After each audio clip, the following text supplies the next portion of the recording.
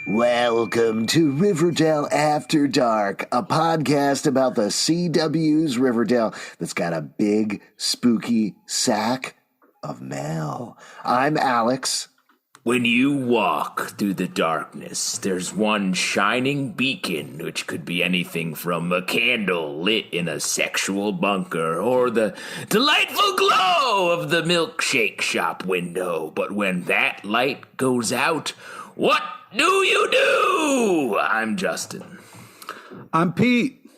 And there is no Riverdale this week, but instead we are going to do a Riverdale mailbag episode for you. Mailbag up. Whoop, whoop, whoop. We got a bunch of great questions and theories and suggestions, I guess. I don't know, whatever the third thing is, over on Twitter. And we're going to read through as many of them as possible. Apologies in advance if we don't get to all of them. But before we get to the letters, I did want to talk because today is a semi-momentous day.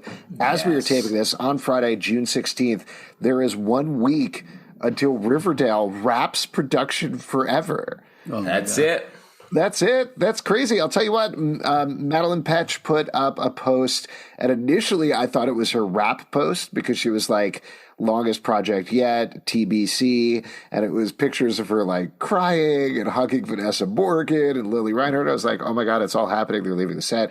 I think she was just being like, wow, we have 1 week left, reflecting on it. And she was probably just doing a photo dump. You know what I mean? Like, I got to get space on my phone, so I'll just kind of... put up some pictures of me sobbing uncontrollably. Whatever it is, though, all of these things they're posting, it's really making it come home to me that... How you doing? You all right, buddy? I legitimately, when I saw that post, when I thought it was her last post, like they really said, I was like... hitch, a little hitch in my little chest. hitch. Wow, a little hitch. Well, you know, it'll be the last one when Betty and Archie get married and they see the last photo. Ruin this. Don't cast. start out like that. How dare you? This is a fun app. This is a mailbag. Right before they all shut down their Instagram accounts, they're like, add one more post. Here we go. Yeah. And I think KJ Apa and Lily Reinhardt are also, they have to get married at the end of the show just to really be fully. Don't put that on them. You're an actor. You know better. But no, other than the fact that real. KJ Apa is happily married with a child, sure, let's go forward with that. The other thing that I wanted to mention, this is apropos of almost nothing other than you mentioned this a couple of episodes back, Justin. I was like, really, that doesn't seem right to me. But you had suggested maybe Roberto would be directing the final episode of Riverdale, and it looks like actually he is. You were totally right about that. Called it. Yeah, there was a photo from, I want to say, one of the ADs or something like that of him studying the script in Pops, and they were like written and directed by our fearless leader. So that's very cool. Hopefully it's not in the 50s. Well, internet sleuths figured out that the placemats on the table in Pops in that picture were the placemats from modern Pops, not the old-timey placemats. There it is. So it's all happening. It's good. You got one episode, Pete. But I mean, think about it from Roberto's point of view. He's been, this show came from him. He's meticulously labored on it for so long. Like, of course he's going to want to have his hand. Of course. But I'm saying he's going to want to have his hand in as much of the creative choices as possible. And, you know, I don't know off the top of my head how much directing he's done, but like when you're on set for 7 seasons of a show, like it's in your bones and everyone there is supportive. You know, everyone. It makes total sense. Well, that's the thing that I was going to say. In particular, one of the things this show has been great at, and I'd actually widen it out and say Warner Brothers has been great at in particular, is that they have a directing program. Sorry about all my dinging that's going on my computer. You didn't hear anything. Yeah, they have a directing program that where they train people up, like Mage and Amick did that. Natalie Bolt did that as well. I don't know necessarily that Roberto went through that, but like you're saying, it's a really supportive atmosphere that both on set and in Warner Brothers as a whole. Just to call out another show that I absolutely love, Dickinson, the showrunner of that, had never really directed anything before, and she directed the last episode. And I think that's a way of a showrunner, from talking to her about it, it's a way of a showrunner like putting their stamp and being like, this is my final message with the show that I've worked on for so many years. So I like it a lot. And directing for TV is, it's almost conducting in a lot of ways. It's like you're really like the departments are executing all the work and you're just sort of bringing it together when it needs to happen and fixing problems as they arise almost nonstop the entire time you're on set. So it really is something that a showrunner is also training for in their career. They are always doing that from a creative and overall story point of view and with actors and characters and stuff. So it's a sort of an easy leap, I think. Similar energy. Well, let's get into your comments and questions and stuff. This first one is a fun one. Kick it off from Jules20. Reflecting back on all the wild storylines of many villains throughout the series, from organ harvesting cults to tickle tape blackmail to bear boxing to cats in briefcases. Yeah, the real villain. The real villain. What were your favorite plots and or which do you think were the most insane? Great question here. Pete, you got an answer for this one? Yeah, floating babies, most insane. Yeah, and I don't know, like the one that weirded me out. Sorry, real quick, are you saying the floating babies are villains somehow or something, a curse? Well, it's something that's hanging over my head. Literally. Those floating babies. Yeah, that the show's got to tie up before we leave. You can't. What if that's where it ends? Everybody keeps talking about ships. What if it's the babies finally come down to Earth? Yeah, exactly. That would be crazy. But and at the same time, they say, Bughead. Oh, God, don't. Archie, Bughead. The one that haunts me the most is the creepy video store one. That was just too dark for me. The whole jelly bean voyeur storyline. Yeah, and also the masks, because of like the old timey Archie comics masks, the ones that sort of like did that. Oh, that was creepy as well. I love that. Yeah. That was definitely the most David Lynch of all of them, and Twin Peaks. But also the fact that they just tried to throw in cannibalism every once in a while, just kind of being like, ghoulies are cannibals. You're just cool. I would argue cannibalism was normalized in this show. They were just like, hey, who should we hang out with tonight? Well, the serpents are busy. They're like fighting. Ghoulies, eating people. But if that's the kind of night you want to have, that's the kind of night you want to have. Hey, did you bring your hot sauce? We're eating people today. The most insane plot line, in my opinion, was the whole Cheryl has her twin that she ate in the womb who comes back as a spirit in Julian, this little sailor doll. Particularly because not only was it that, which is bonkers anyway, but also at the same time, Jason Blossom's corpse was just hanging around the house. And also, the only objections that anybody had was Tony every once in a while just kind of rolling her eyes and going, babe. Being super supportive. Yeah, babe. She was super supportive to a fault, I think, in this storyline. It always felt like everything would come to a screeching halt whenever they go over to the Blossoms' house. On the other side... Wait, before we move... Yeah. I just want to say, do you think maybe we'll get somebody in the wall before this is all wrapped up one more time? I will say... While we're in Cheryl's creepy house? That's where Penelope goes. If we don't get human Julian Blossom dressed up in a little sailor outfit at some point, they've messed up. This whole show. That's all I want for the end. Or when they flash back to present day, Archie punches the doll since he's like 15 times in this season. Yeah. Oh my God. Why don't we? I gotta give it. Hold on. I gotta give it up. Yeah. I got to give it up to Edgar Evernever getting on the rocket. Kevin's organs. I'm assuming in his. All right, when Kevin lost organs, his kidney clutch, as it were, the cat briefcase accessory, kidney clutch. That was a crazy one.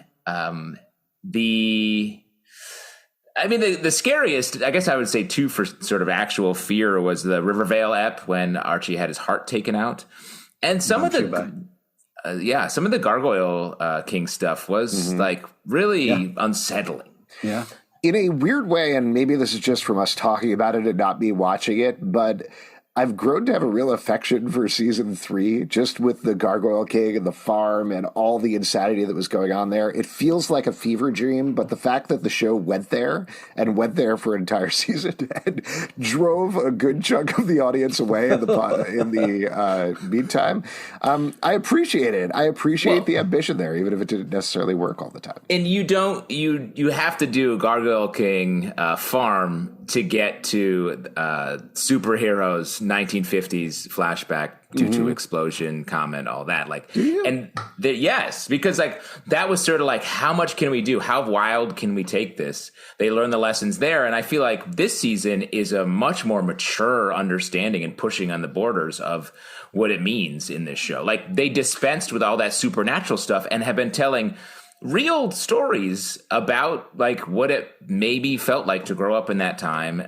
for a lot of different points of view. But you're not still kind of watching a little bit, being like, any second a bear is going to step out and take a swipe at Archie. I will say I keep expecting that, and I keep being pleasantly surprised that it doesn't happen, that they've managed to, at this point, it's 11 episodes, I guess, that they've held on 2 or 10 episodes. The first episode was time travel weirdness, where they've held on to this idea of we're in the 50s and this is what we're doing and this is what the show is. And there's still some goofiness and there's still some funniness, but it feels like it comes directly from the comics versus the wild insanity that we've dealt with Riverdale for years. Are you saying bears aren't serious? Is that what you're trying to say? Bears are so unserious, Pete. Yeah, anyway, I can't take bears serious. Oh, come on, man. All they want is honey? Get out of here. And let's move on to a big one. Pete touched on this a little bit earlier, and we got a ton of comments about this, so I'm going to read off a couple of real quickly. This is from Betts Archies. What's your opinion on the show staying in the 50s until the series finale? Don't you think it's a waste of the real characters? Petchcam, said, I just need to know if the whole season is going to be in the 50s or not, so I can be okay. And Arbrissette22 says, we're not possibly staying in the 50s. Nobody knows anything BS. Even if they filmed the last episode in the 50s, they're going to catch on soon and spend a while trying to get back. Hopeful theory. So what do you think about this? We've talked about this a lot. Pete, I know you're very negative about the whole 50s thing. So how are you feeling about it? Well, it's not that I'm negative about the whole 50s thing. I'm glad that we went to the 50s. I think some of the storylines were great. But, you'd like to see kind of what the show started with, visit these people in real time, let them get back to a present day so we can kind of figure out our ships that we've been pulling for and all this kind of stuff. I don't want it to end in the 50s. I would like to at least, where are these characters? Where do they go? What happens to them? Give us a little something. We spent so long with them. It would be nice to be able to spend some time in the present day with them and see what happens, not just the last 2 minutes, or maybe not even at all. That would be too much for me. I couldn't take that. I need some present day closure. But I don't understand why. Because to me, and think about it, and the answer maybe, because these are the core characters. We're with the characters. These are the most. Yeah, but it's not present day. So what? The original comics were back in the day, Sure. I just don't know. What do you need them to have cell phones? Because I feel like they are the most interesting versions of themselves, and we're learning more about them and have a larger picture for them now. Yeah, but when you spend time with somebody, you want to see what happens. You know what I mean? They're the same. You can't just They're the same. You can't. We started a journey together, and then you can't just be like, they're stuck in the 50s. Thanks for watching. Wait, what? I want to see what happens. I want to see who goes where and what happens. Well, hold on. Here's what I'll say, and this is something, or a variation on something that I've said a bunch of times over the course of this season. I understand where you're coming from, Pete, and I understand where people are coming from in terms of a lot of these characters are acting differently on the surface. Archie is more, gee whiz, pure and innocent, and he does punch people sometimes, but he's not dealing with the same amount of rage, or at least not showing it. We're probably going to talk about this later on, but there's been a lot of discussion about horny Betty. How does that connect to the Betty we have? Some of the characters seem very close to how we've known them for the previous 6 seasons. Like Veronica is pretty consistent. Tony is pretty consistent. Cheryl is consistent, but playing a lot younger. I'm not going to go through all the characters, but my point being, there are definitely variations there, so I do understand where people are coming from in terms of this is not the Jughead that I've necessarily watched for 6 seasons exactly the way he is, but, and this is why I do not think it is a waste at all, like Justin is saying, that germ is still there and it wants to get out. And that is tension. Hold on, let me finish. Okay. That is that tension that is making me very excited while I'm watching this season, because those little glimmers, those notes we see of the characters we know, they show that the writers know, okay, there are these essential parts that make these characters who they are. We put them in entirely different circumstances where it's not just Veronica and now she's a superhero and she has poison powers, but it's Veronica and now her parents are different and she's younger and it's the 1950s.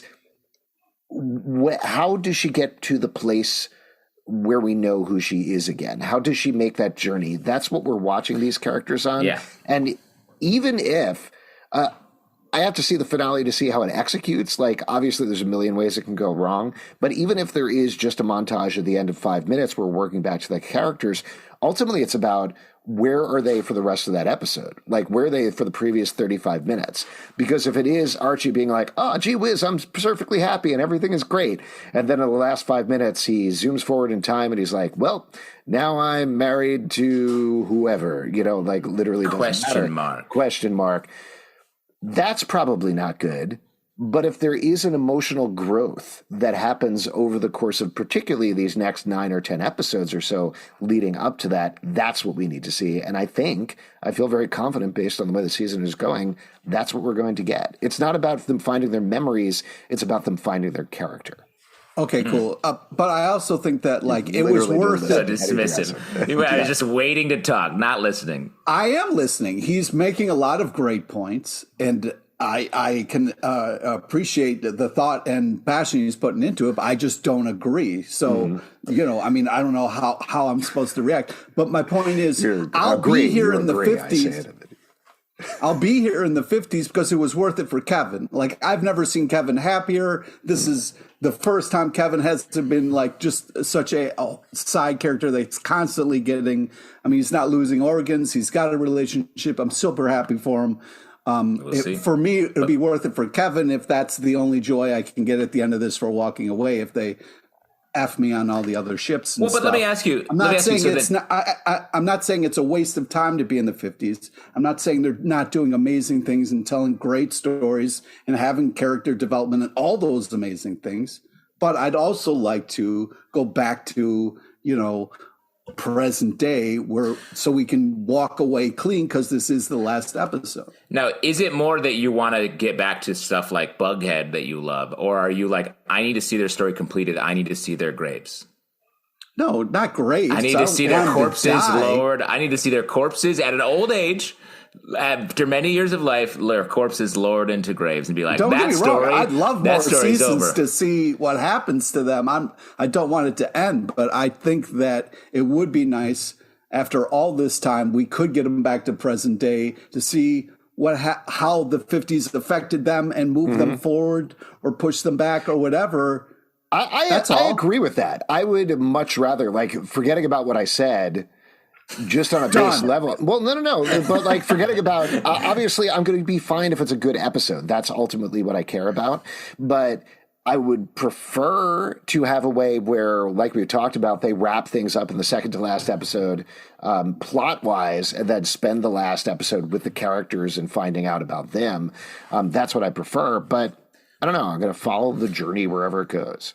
Well, let me the reason why I don't mind. I want them to tell the story. If they go back to the Cretaceous period, I'm here for it, because I think at the end of the day, these characters are they're American myths. They are iconic. They are the legacy that we've had throughout all these seasons, where we went back and saw all of the parents are the same actors who play our gang were playing their parents, and it was the same type of relationship, same things that happens, because it's a larger story. It's a story of throughout all time, we're always like, who's shipping who's going to hook up, what are these things, and where did darkness seep into our lives, this town, all of that. So those two big polar themes are run through this show. So as long that to me is the show. It doesn't matter where Veronica ends up living, to me, it's much more like where does the show get away, like push these characters off, whether it's a time, place, anything. It's larger than the time period. Yeah, but you've also said that you want at the end to see F Palace, on a motorcycle together riding off into the sunset. So it's fine to do in the 50s, though. I just want to see them getting into the F Palace. I want to watch them having sex on a motorcycle. Is that weird? Am I weird? One of the coolest places to have sex, honestly. A moving motorcycle. I just wanted to jump back and say, you mentioned the Cretaceous period, and having Archie get eat by a dinosaur like in the last episode, that would really pay off on a lot of stuff that they saw in the pilot. I don't want to mention the scenes. Everybody knows what scenes I'm talking about, but it would really pay off on those scenes. Yeah.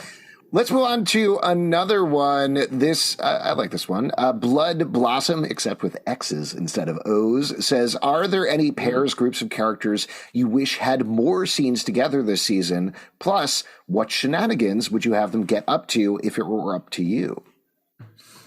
Great question. I've been missing the full gang. We only got, I think, one big scene in this most recent episode where everyone's hanging out. Everyone, as the seasons have gone on, I think they've all been going on different journeys. Veronica, I think specifically, is sort of off on her own. I wish we had more full gang scenes and sort of storylines going forward. I love Veronica and Betty's stuff is always really great. But I also think that, we need to bring back the Bughead crime fighting team. You know what I mean? I mean, it's just... It's a big part of the show. I do feel like we need to have something on that before the season ends with the Milkman mystery. It feels like they literally had that episode where they just missed each other, and they keep referencing it and touching on it in certain ways. Like that episode, I think it was last season, where they teamed up to solve the Mothman stuff. Where it's thrilling. It's thrilling to watch them together. So we need to have that, even if it's not in a romantic sense, just like in a detective sense. I absolutely agree on that.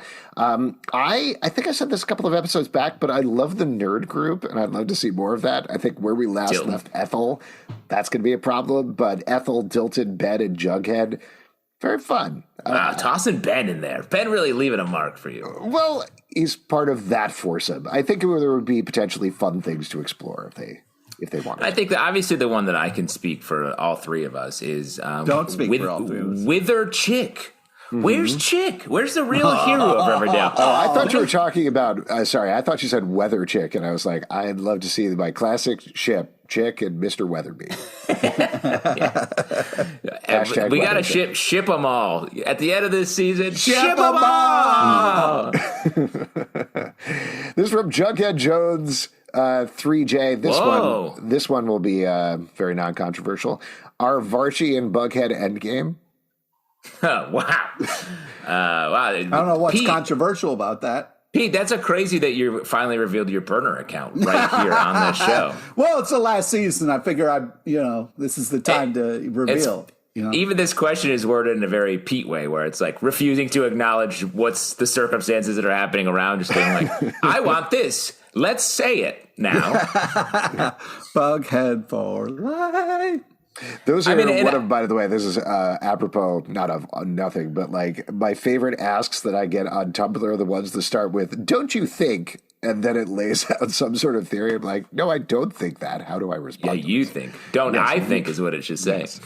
I would say, and this is, let's just unpack that a little bit. Like, I think what they're trying to express is like, hey, hear me out here. You know what I mean? Like, you don't have to be rude about it, Zalbin. They're sharing something. You have the common thread of a show. And trying to connect. I always appreciate, if you're talking about that, I always 100% appreciate anybody who takes the time to write literally anything or talk to us in any way. It's just funny to me, the phrasing, because like Justin was saying. Yeah, I just don't want to undercut. Do you not think that Varchi and Bughead are endgame? And then the answer is like, I do not. Yeah. Can you want think? Your preference. Some other people do. 100%. But let's to answer the question directly. We talk a lot about the decreasing likelihood of Bughead because of the way the clues the show is leaving. But I would also say same for Varchi. Like it's not like that's any more viable a thing. Like it feels like this show is doing much less of the mystery and the like, ooh, what's it going to be? It feels like the show's not interested in that as a central question, which I also think is like interesting, smart, like gets us out of expectations. And that's not to say a Bughead or Varchi thing could swing back in. But just right now, the way the show's reading the chemistry of it, it's just not interested in those couplings or even questioning where any of those characters are going.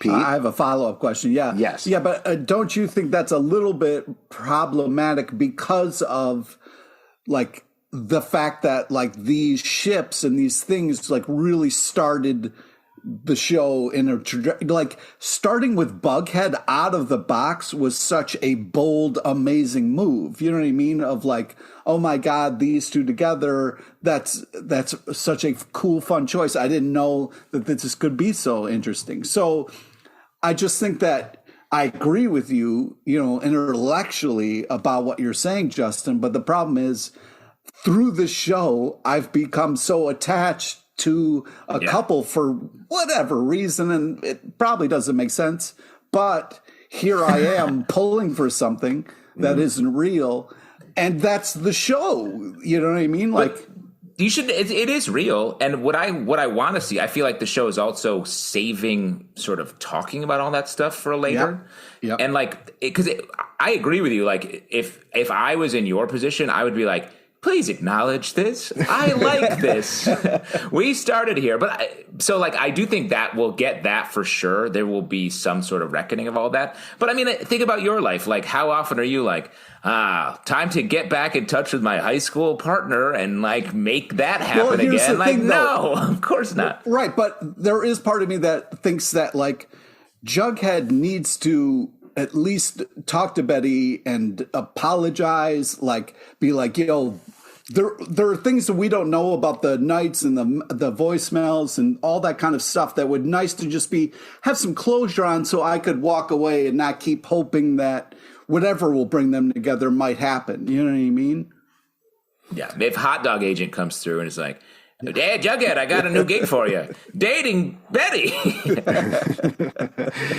Yeah, I hear what you're saying, Pete, and I know a lot of fans feel the same way. And I do think you're right in a sense. It depends on how circular they want to make the story, you know? Like, do they want to say, okay, we're in the final season, that ties back to the first season.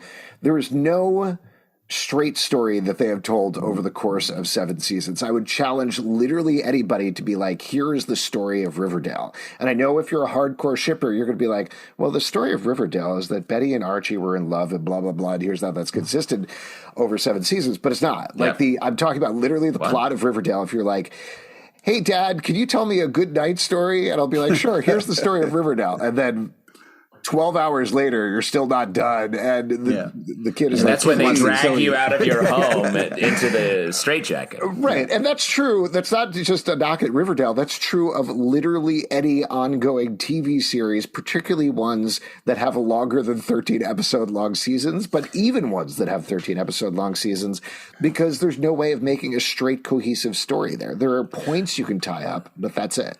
But what I also like about that is that that's like life, especially what it's like in being in high school. Like if we went back and were like, tell me the story of what you were like in high school, it would be just as convoluted. It would also probably be as weird. The show isn't on realism. You know what I mean? Don't bring realism into Riverdale. It's not real. It's not. I'm saying it's a documentary. What I'm saying is like, but you're saying that's what life is like.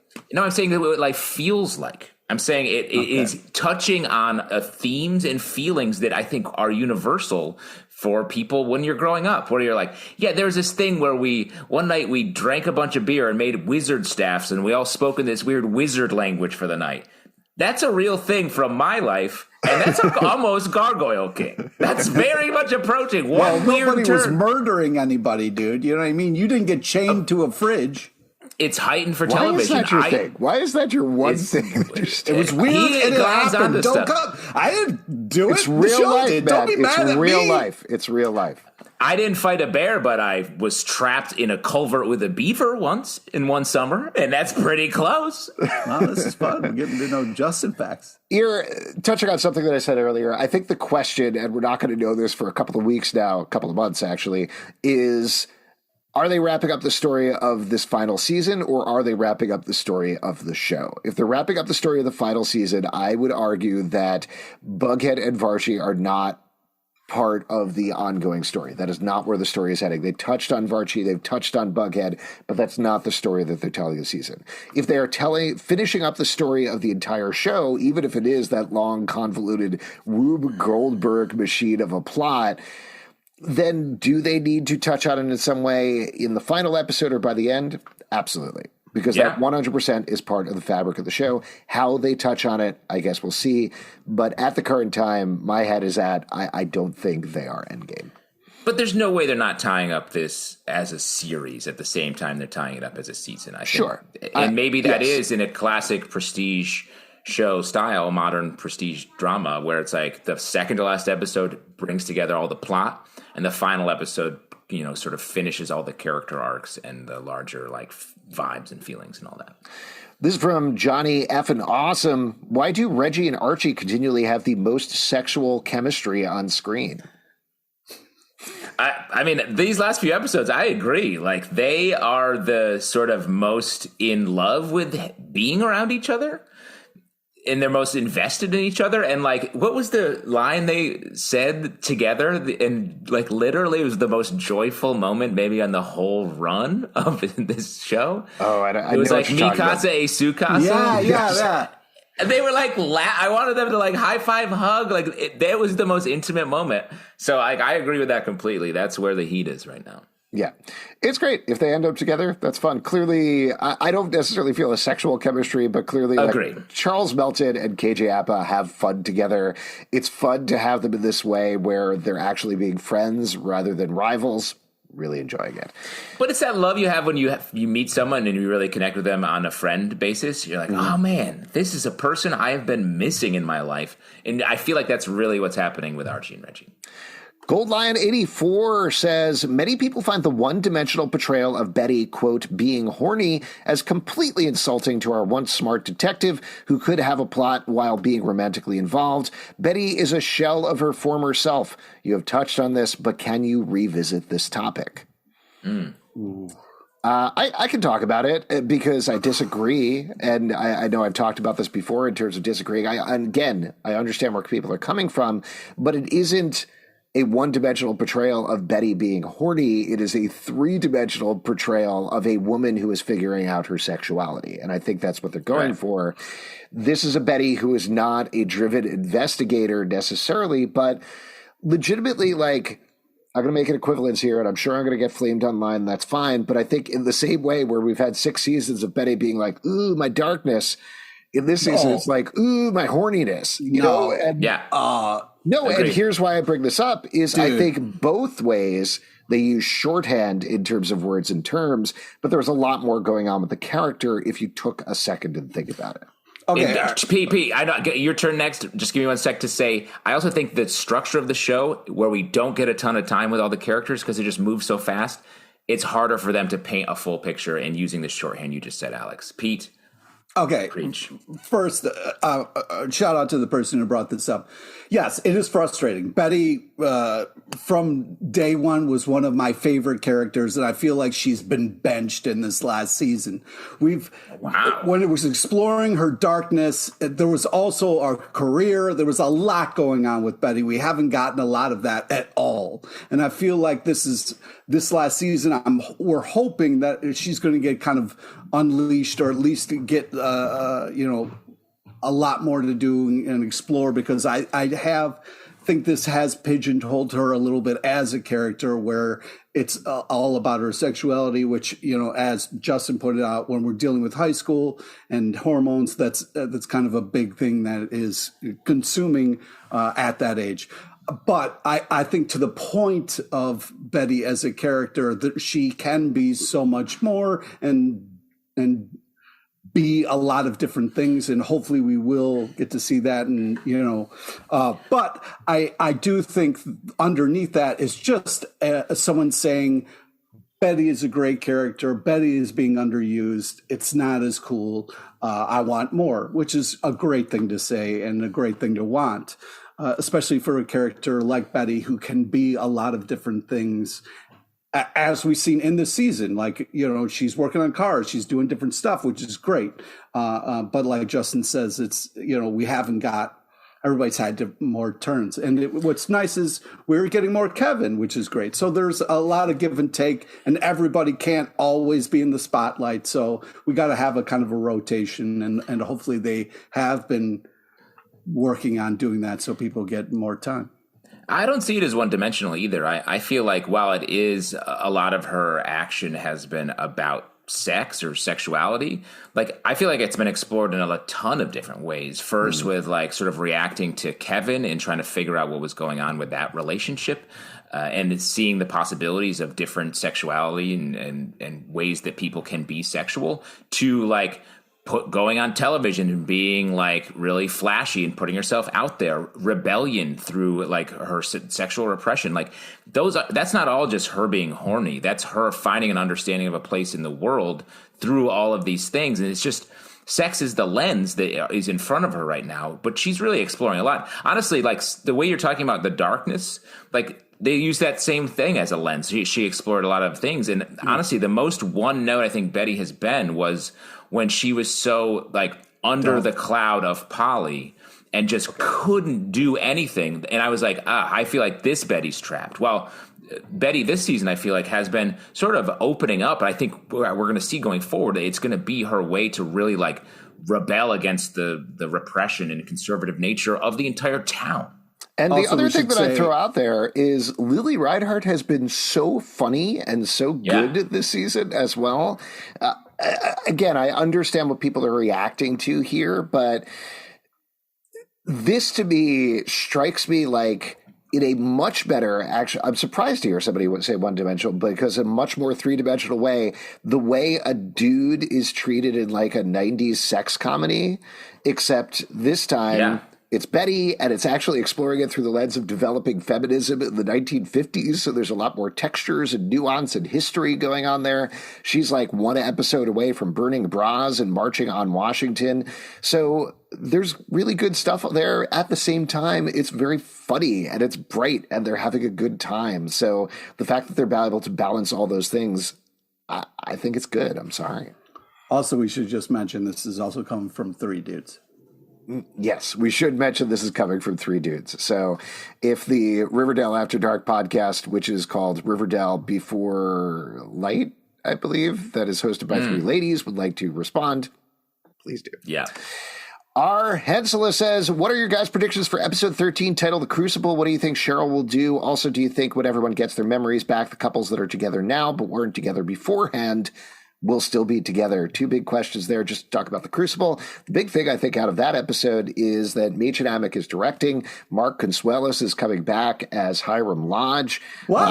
Yeah, so that's the big mystery there. What he's doing there. I was thinking about this way too much today. My big disappointment from that episode, because they put out pictures, he should have had a pencil-thin mustache, like a Raul Julia-style mustache. He doesn't. It's a real bummer.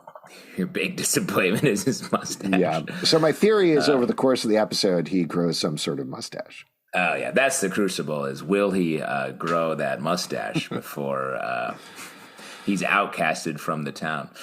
I mean, the crucible, the names do seem to point to some of the at least larger ideas of the episodes. I think that goes back to a little bit of what we're saying of like, the 50s are changing these characters and they're gross. So you'd like to think that it is, when we move forward in time, going to affect the characters. I think it would just make the show smarter for it. Sorry, just to jump back to the Crucible thing, I believe this is the episode where they're going to be dealing with communism. And in the 50s, there was a communist witch hunt under McCarthy. The Crucible was written by Arthur Miller, right? No, not Arthur. Arthur Miller, as a metaphor for the communist witch hunts, using actual witch hunts from the Salem witch trials. So I do think we're going to get investigations of communism. And maybe Hiram is a communist, we're going to find out. Great. And also a big part of that was generational like accusation and like interpersonal grievances carried out in the public square that was devastating for literally everyone.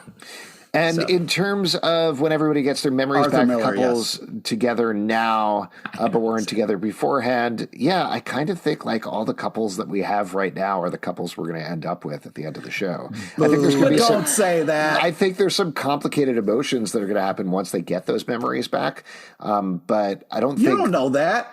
I don't think like Jughead and Tabitha, who are clearly on a collision course at this point, are going to get their memories back, and Jughead's going to be like, "Oh, I did date Veronica briefly in the past, so now that's my endgame." She fixed my train car. Yeah.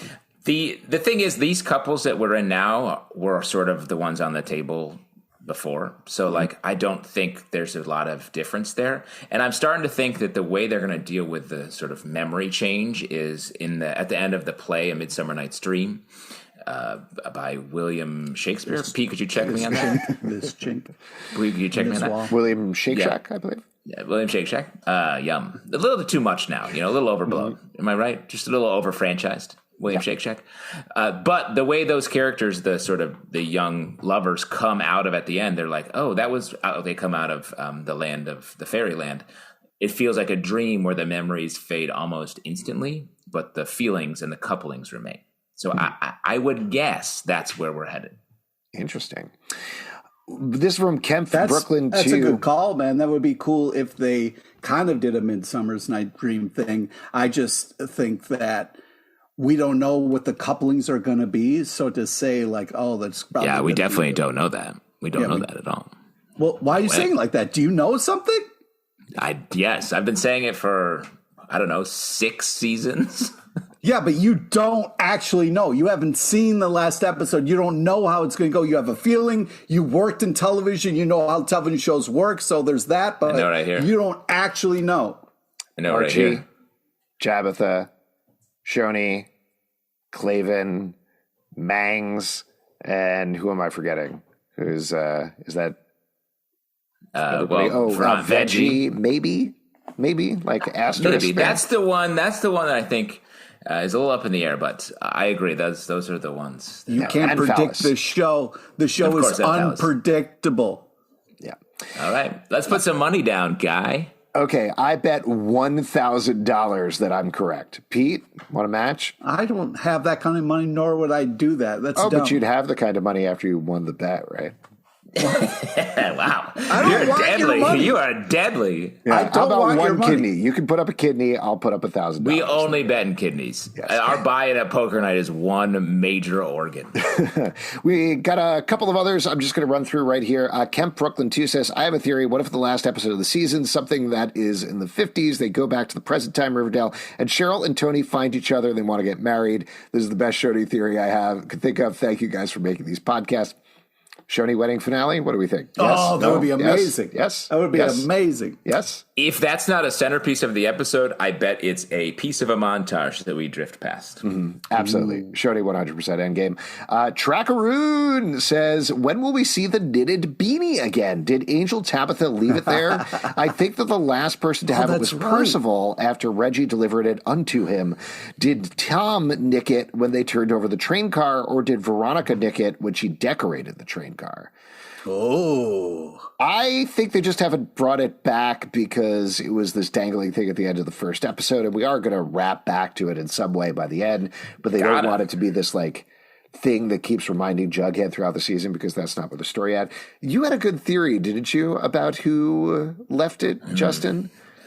Yeah. I think this was tied to my theory that Tony actually has her memories and just hasn't told anybody, and it was Tony who left him the beanie. And I'll tell you what, that could still be true. Yeah. I think it would be cool if the last episode somebody hands it to him and he kind of puts it on as we, do a little fade to black. Yeah, I would. That was such a sweet little idea. Yeah, very cute. I would love. I still love the Tony knows what's going on theory. Just this idea of like Cheryl gets her memories back and she's like, finally. That would be so great to me. That would like make me scream and jump up my couch. And we just see like a Kaiser Sose style Usual Suspects flash of her being like she knew the whole time. So good. Two more I'll read off here. Ryan Schmidt says, do you think the Milkman murders are connected to any of the adults? For instance, Hal Cooper, Clifford Blossom, or Mr. Werther's? Dr. Werther's. He's a doctor. Ryan Schmidt. Wow. Always putting what do you think? respect. We've speculated about this a little bit. Now that we've seen Ethel stab the milkman to death, what's your theory? It seems like it's like, we have this group of old people who are kind of running things behind the scenes here in the 50s, and they kind of like hired this hitman to do their bidding. I think it could be something where they're all indirectly responsible in some way, like the what is that Agatha Christie story? 10 Little Indians. Is that the one where everyone unknowingly was part of the murder? No, I think that's Murder on the Orient Express. Murder on the Orient Express. Yeah. So like that could be a part of it, or the Blossom. The Blossoms feel very suspicious and evil. They feel like on the evil side. Plus, we haven't dealt with the fact that Clifford Blossom has all these creepy wigs and stuff that he kind of changes into. Yeah, that hasn't really popped up yet. Let's get one last one here before we wrap it up. Mishi41111 says, what are your plans moving forward? That is a great question. Man. Because, we're going to be done with this podcast, ostensibly. That's crazy. Honestly, I haven't thought about that at all. Yes. I've definitely thought about this a lot, because this was the first TV podcast we did. To take it back, I assume people know this, but maybe they don't know this, but we've been doing a live comic book show called Comic Book Club for over 16 years at this point, and we do that every week. When Riverdale was coming up, we said, should we try doing a podcast for this? That might be fun. And now we have 15, 16 other TV podcasts that we do, recapping everything from Marvel stuff to DC stuff. We've done stuff for Watchmen. We've done Sweet Tooth on Netflix, a bunch of other things like that. So I don't know what we're going to do with this podcast. I'd love to keep it going in some way, but I just don't know what that would be. There have been other quote unquote defunct podcasts that we pop back in for an episode or two sometimes when other things pop up. So maybe we do that. But at the very least, even if this doesn't continue, we have so many other podcasts you can check out at comicbookclublive.com. So please follow us there. Hang out on Tuesday nights. Or if you have ideas maybe we didn't think of, feel free to reach out and suggest. I mean, we talked at one point about doing Archie's Weird Mysteries, the animated series, which is not quite as dark, but that could be fun. We should go back to the 50s. Reset. And do the original podcast, a radio show. That would be sick. If you would like to support this podcast, go ahead. Before you wrap up, I just want to give a shout out. One of the nice things about Riverdale is I got reached out to by a lot of fans. So I just wanted to shout out some people who were super nice over the years of Riverdale. Oh, my goodness. I just want to give a shout out to Argentina, South America, and Brazil, where all the Riverdale fans are and who listen to our show. And thank you so much for that. Specifically the entire country. I thought you were going to shout out some Twitter accounts or something like that. In that region who listen to the podcast, they said, because we're here in the States, they don't get any love. So just wanted to give a shout to love. That's very nice. Those fans are legitimately fantastic. There's, as we're taping this, they're getting ready for the Netflix thing to Doom, and they're doing it in Brazil.